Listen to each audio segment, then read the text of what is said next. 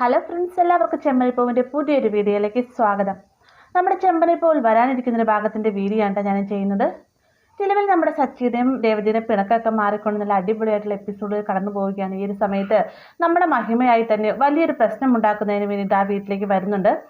അത് കാരണം മറ്റൊന്നുമല്ല, മഹിമയ്ക്ക് ഏത് വിധേനയും തൻ്റെ മകളെയും മരുമകനെയും വീട്ടിലേക്ക് കൂട്ടിക്കൊണ്ടു പോകണം, എന്നേക്കുമായിട്ട് അവൻ ആ വീട്ടിൽ തന്നെ നിൽക്കണം എന്നൊക്കെയാണ് മഹിമയുടെ ആഗ്രഹം. എന്നാൽ ഡയറക്ടർ ശ്രീകാന്തിൻ്റെ ഒരു കാര്യം പറയുകയാണ്, ശ്രീകാന്ത് സമ്മതിക്കില്ല എന്ന് മഹിമയ്ക്കും അതുപോലെ തന്നെ മധുസൂദൻ നന്നായിട്ട് അറിയാവുന്നതുകൊണ്ട് തന്നെ ഇവർ വളഞ്ഞ വഴിയിലൂടെ തന്നെ കാര്യം നേടിയെടുക്കാൻ തുടങ്ങാട്ടെ. അതിനു വേണ്ടി മഹിമ ചെയ്യുന്നത് വർഷയുടെ താലിമാറ്റൽ ചടങ്ങ് വളരെ ഗംഭീരമായിട്ട് ആഘോഷിക്കാൻ ഇവർ തീരുമാനിക്കാൻ കേട്ടോ.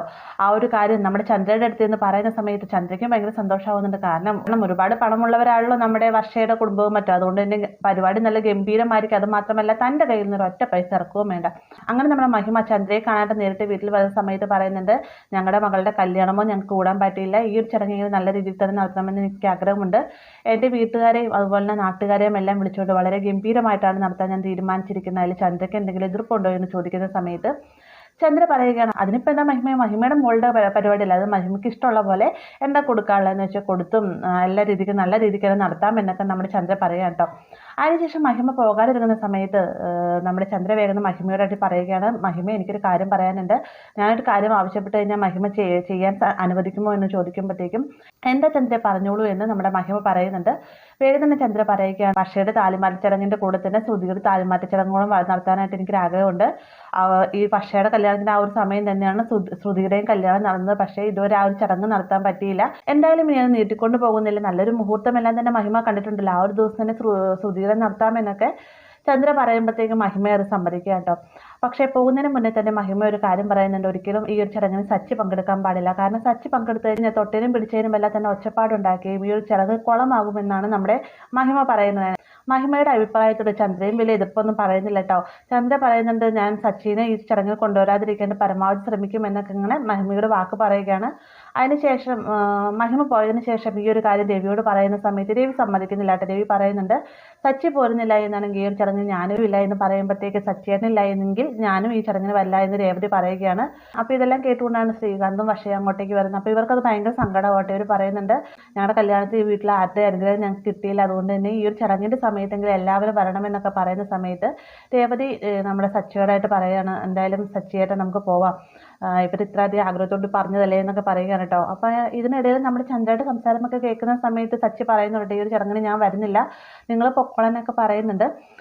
എന്നിരുന്നാലും നമ്മുടെ രേവതിയുടെയും അതുപോലെ തന്നെ അച്ഛൻ്റെയും ആഗ്രഹം പോലെ തന്നെ സച്ചി ചടങ്ങിനായിട്ട് വരികയാണ് കേട്ടോ.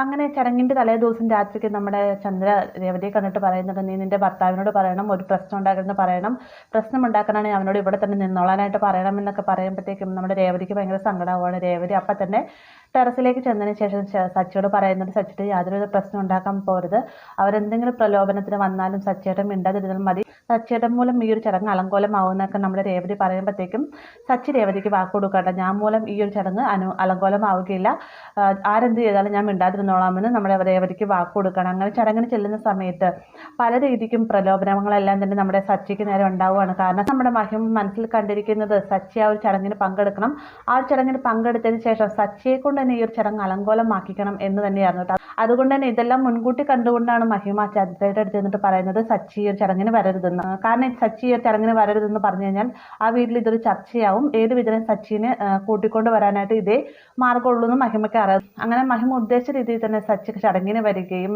മഹിമേനെ കൊണ്ട് പറ്റുന്ന രീതിക്കെല്ലാം തന്നെ സച്ചിനെ പ്രലോഭിപ്പിക്കാനായിട്ട്, അതായത് അവിടെ ചടങ്ങ് അലങ്കോലമാക്കാനായിട്ട് ശ്രമിക്കുന്നുണ്ട്. പുറത്തുനിന്ന് ഒരാളെ വിളിച്ചതിന് ശേഷം സച്ചിയുടെ കാലിൽ വന്ന് ചവിട്ടി മരിക്കുന്നൊക്കെയുണ്ട്. ഈ ഒരു സമയത്ത് സച്ചി പരമാവധി പിടിച്ചു നിൽക്കുന്നുണ്ട്. എന്നാൽ വേദന സഹിക്കാനാവാതെ അദ്ദേഹത്തോട് പറയുന്നുണ്ട്, കാലിൽ നിന്ന് മാറാമോ എന്നും പറഞ്ഞുകൊണ്ട് തൊഴുതു പിടിച്ച് പറയുന്നൊക്കെ ഉണ്ട് കേട്ടോ.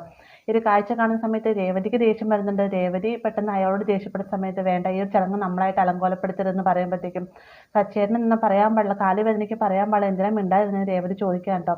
ഞാൻ നിനക്ക് തന്ന വാക്ക് പാലിക്കുന്നതിന് വേണ്ടിയിട്ടാണ് രേവതി, എന്തായാലും ഞാൻ മൂലം ഈ വീട്ടിലൊരു പ്രശ്നം ഉണ്ടാക്കില്ല എന്ന് സച്ചി പറയുകയാണ്.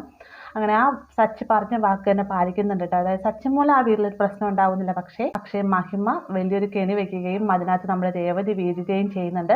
അതുപോലെ ആ ചടങ്ങിനകത്ത് ചെറിയ ചെറിയ പ്രശ്നങ്ങളൊക്കെ ഉണ്ടാവുന്നുണ്ട് കേട്ടോ. അതെന്താണെന്ന് അറിയണമെന്നാണെങ്കിൽ ഇതിന് മുന്നത്തെ വീഡിയോ ഞാൻ ഇട്ടിട്ടുണ്ടായിരുന്നു, അത് ജസ്റ്റ് ഒന്ന് കണ്ടു നോക്കുക. വീഡിയോ ഇഷ്ടമായെങ്കിൽ ലൈക്ക് ചെയ്യാനും കൂടെ ചാനൽ സബ്സ്ക്രൈബ് ചെയ്യാനും മറക്കരുത്.